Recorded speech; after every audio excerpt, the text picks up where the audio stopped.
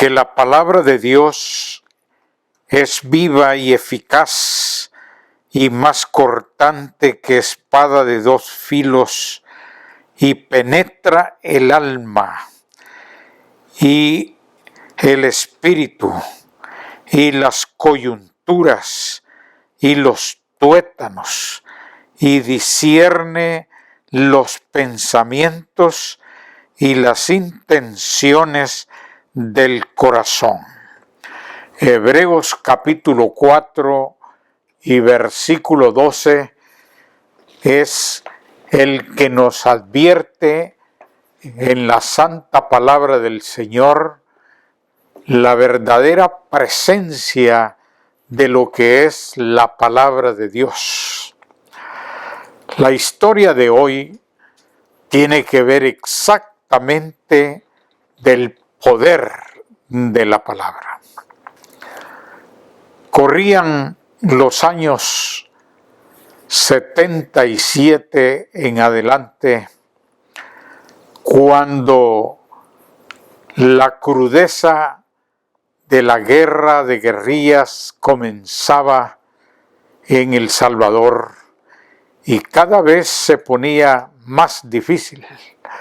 Las manifestaciones en las calles de 4 o 5 mil hombres cargando con ellos armas para poder enfrentarse a la milicia eran muy comunes y ellos ya habían advertido que iban a comenzar la guerrilla en la ciudad.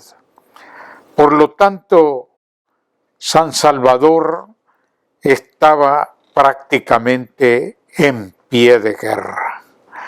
No era extraño que uno estuviese haciendo diligencias en el centro de la ciudad y de pronto verse envuelto en medio de un despliegue militar y de guerrilleros tratando de demostrar el poder con sus armas. Por lo tanto, había que andar con mucho cuidado. Sin lugar a dudas, las amenazas iban contra los que estaban al frente de la nación.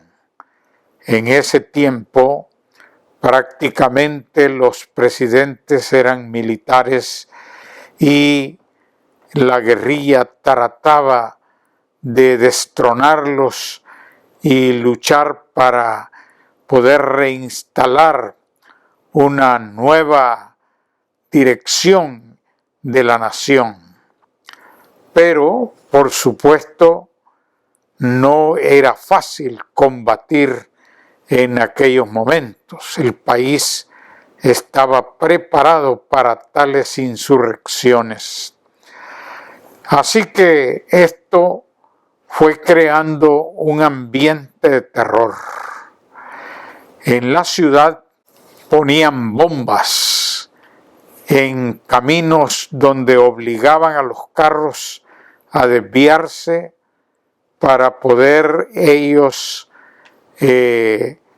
atrapar a los oficiales del gobierno de quienes querían vengarse y de los cuales esperaban salir victoriosos. Por lo tanto, ya no era seguro. El país se estaba volviendo un verdadero rincón de guerra que era prácticamente imparable. Esto ocasionó que mucha gente cayese con problemas de salud, con temor, perdiendo los empleos y teniendo también mucho, pero mucho miedo de poder enfrentarse sin quererlo a todos estos efectivos que ya no perdonaban a ninguna persona que ellos juzgasen estaba al lado de las fuerzas oficiales. Esto hizo que la esposa del presidente de la República cayese en un shock nervioso que fue prácticamente acabando con su salud, con su vigor, con su fuerza de resistencia, y cayó enferma sin poder recuperarse. Un día, estando en la iglesia, terminando una semana de oración en la iglesia central de San Salvador, una hermana se me acercó y me dijo: pastor, usted, si lo invitan que vaya a orar donde una persona muy enferma, ¿usted iría? Yo le dije: claro que sí, con gusto. Si puedo llegar allí, yo podría intervenir haciendo una oración a su favor. Y eso fue todo. A los días, estando en la oficina, en la iglesia adventista, recibí una llamada telefónica como a eso de las 10 de la mañana. Mi secretaria vino corriendo y me dijo: pastor, lo llama el presidente de la República. Así, yo quedé sorprendido. Así que me conectó, lo saludé con mucho respeto, y él también respetuosamente me preguntó si era el pastor Rodríguez. Yo le dije que sí, y que si yo era el presidente de la misión del Salvador. Yo le dije que sí también, que estaba a sus órdenes, y él me dijo: debo hablar con usted, pero no puedo hacerlo por teléfono, y quisiera que nos juntáramos en un lugar, así que enviaré a alguien por usted. Y así fue como comenzamos una relación de amistad, de comunicación con el dirigente del país. Ahí supe que estaba muy preocupado. Su esposa tenía prácticamente 3 a 4 meses que ya no se levantaba de la cama. Tenían que atenderla todo tipo de facultativos. Él había probado todo lo que era posible y ella no respondía. Sus nervios la traicionaban y ella se imaginaba que al salir le iban a matar a ella, a su esposo, y no podía tolerar la situación que estaban viviendo. Y sí, las bombas seguían estallando, los encuentros de la guerrilla con las fuerzas militares se daban en plena ciudad, y por supuesto a todos nos preocupaba. Y esto hizo que ella fuera perdiendo su salud y consumiéndose. Por lo tanto, él me hizo saber que una persona que trabaja en la casa presidencial y que le sirve a ellos, le había asegurado que yo podía ir a orar por su esposa y que Dios iba a sanar a su esposa, porque nosotros trabajamos con el poder de Dios.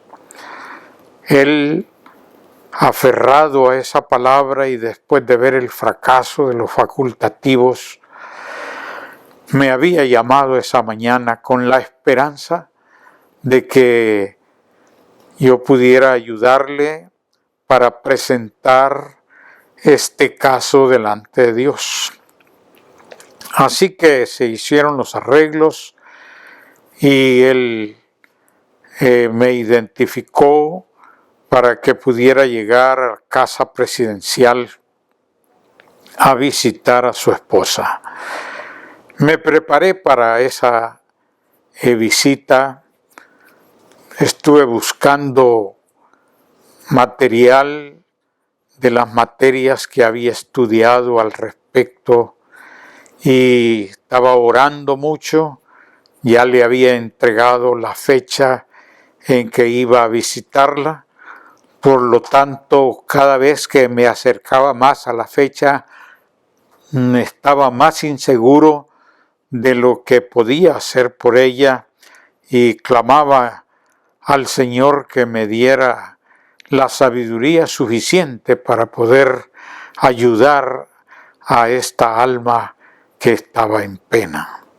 El día llegó, yo fui a casa presidencial, me recibieron, ya estaba bien identificado y me llevaron al cuarto donde estaba la señora en su lecho y realmente era un espectáculo preocupante. Había perdido mucho peso, sus ojos estaban ansiosos, su cuerpo denotaba incomodidad e inseguridad y falta de que tuviera el deseo de continuar viviendo, y esto pues me preocupó más y empecé a preguntarle a Dios dentro de mi corazón: ¿qué hago, Señor, para ayudar a esta alma que está en pena? Así que cuando ya le saludé y ella puso sus ojos en mí y me preguntó si yo era el pastor Raúl Rodríguez, yo le dije que sí, que estaba a sus órdenes. Ella empezó a exponer todos sus temores. Lloraba, seguía hablando, volvía a llorar, seguía hablando. Ella miraba que explotaba en uno de sus carros, que aunque eran blindados, no soportaban la fuerza y el poder de esas bombas que ponían los guerrilleros para acabar con los dirigentes de la nación.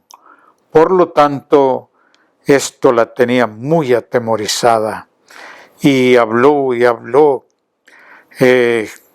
Creo que hablaría por espacio de 1 hora y más, y cuando terminó estaba hundida en el llanto, en la desesperación.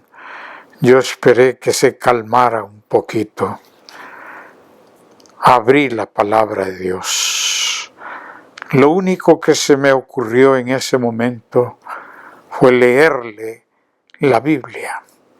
Y comencé a leerle: el que habita al abrigo del Altísimo morará bajo la sombra del Omnipotente. Y allí seguí leyendo el Salmo.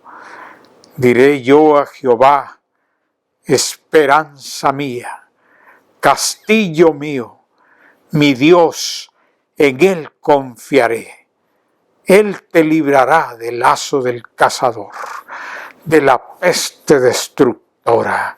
Él te librará, con sus plumas te cubrirá, y debajo de sus alas estarás seguro. Escudo y adarga es su verdad. Caerán a tu lado 1000, 10,000 a tu diestra, pero a ti no llegará. Y aquellas palabras fueron penetrando el corazón. Por un momento levantaba su mano débil, tomaba una parte de la Biblia y me preguntaba: ¿esto está en este libro? Sí, esta es la Biblia, le decía. ¿Estás seguro que está aquí? ¿Es Dios que está diciendo esto? Sí, es Dios. Yo nunca lo había oído. Pues es Dios quien le está diciendo, porque esta es la palabra de Dios. Y seguí leyéndole y leyéndole uno y otro de los textos del Salmo 91.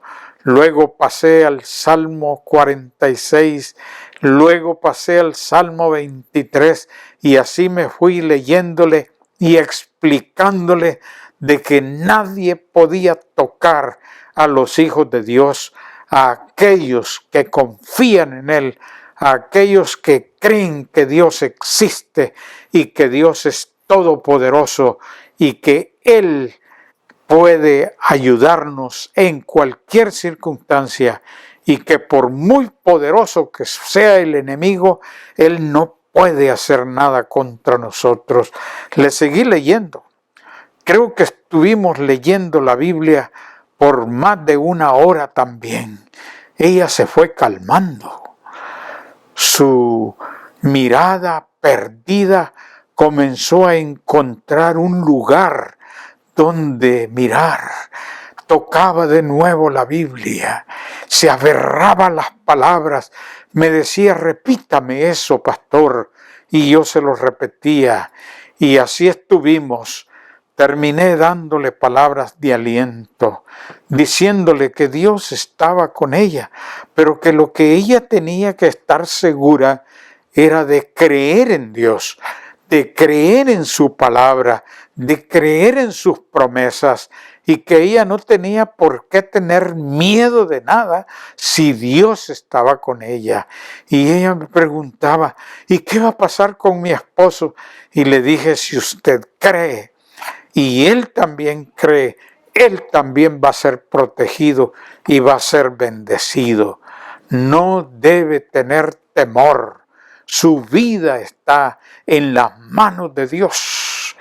Usted debe preocuparse por creer en Dios, por amar a Dios, por ser un ser humano que se está olvidando de sí mismo para decirle, Señor, yo creo en ti, yo quiero que me ayudes a creer para que todas estas cosas que me están pasando salgan de mi vida y yo pueda tomar fuerza para hacer tu voluntad. Qué experiencia aquella. Ella, cuando le dije que iba a orar por ella, ella me dijo, sí, cómo no. Se agarró de mi mano y luego agarró la Biblia y yo empecé a orar, pidiendo la protección de Dios sobre esa alma, pidiéndole también que ella pudiese creer, que ella pudiese sentirse segura en que Dios la ama y que Dios estaba lista para poder ayudarla. Cuando me despedía, me dijo, pastor, le voy a ser sincera. Esta noche me siento diferente. Yo había sido entrevistada por todo tipo de hombres de ciencia y no ciencia, pero nunca me habían hablado con la palabra de Dios. Y ahora me doy cuenta que Dios existe, que Dios es todopoderoso, que me ama. Y ahora yo le voy a pedir un favor. No se lleve este libro, déjemelo aquí. Como no tengo sueño, casi no puedo dormir por los mismos nervios que me atacan. Yo quiero este libro para ponerme a leerlo. Otra vez todo eso que me ha leído, yo veo que lo tiene subrayado. Déjemelo, yo lo voy a leer esta misma noche. Le dejé la palabra de Dios. Me despedí y regresé a mi casa a seguir orando por ella. Quedamos de vernos en unos 3 o 4 días más. Fue otra linda experiencia. Ella empezó a tomar fuerza. Al mes ya se notaba la diferencia. Ya estaba comiendo, ya estaba durmiendo y leyendo la Biblia. Ya ella tenía otro lenguaje que había añadido a aquel lenguaje de temor y de fracaso. A los 2 meses ya estaba caminando. Había quedado débil, sí, pero luego, al 3er mes, le dijo al esposo: yo no debo estar aquí encerrada. Yo voy a salir a ayudar y quiero que me abras una oficina donde yo pueda entrevistar jóvenes o mujeres que están esperando bebés y que no tienen esposo y que no saben cómo van a hacerlo, y yo quiero ayudarles, quiero darles una mano de apoyo. Y de allí se levantó aquella mujer para hacer una obra grande. Qué lindo cómo Dios pudo levantarla con su santa palabra. Ella creyó en esa palabra.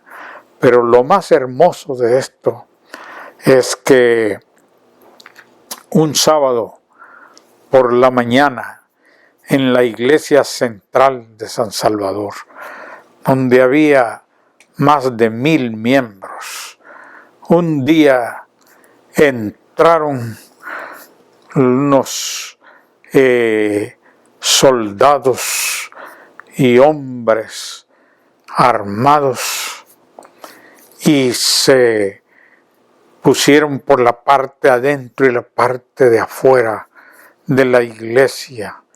Se estacionaron al frente, cerrando la calle, unos carros blindados, y de ahí salió la esposa del presidente.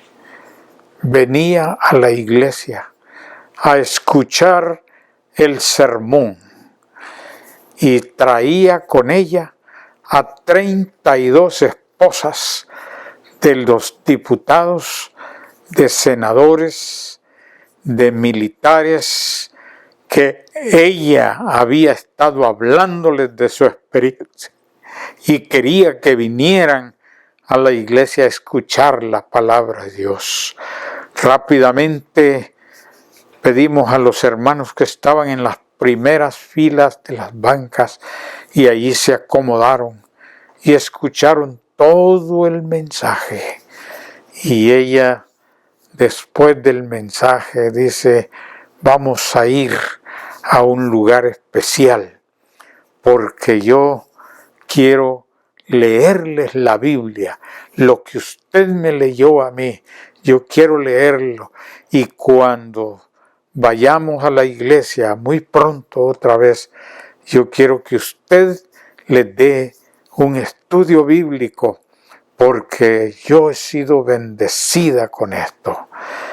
Y así ella comenzó a ir a la iglesia casi en forma regular cada 15 días.